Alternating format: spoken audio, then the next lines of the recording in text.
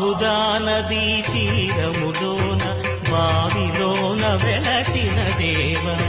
మహిలో జనులకు మహిమలు చాటి ఇహ పరముల నిడు మహానుభావ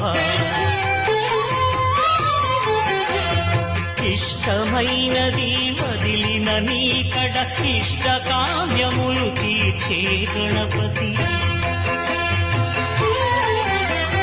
కరుణను పురియుచు వరములను సగుచు నిరతము పెరిగే మహాకృతి సకల చరాచర ప్రపంచమే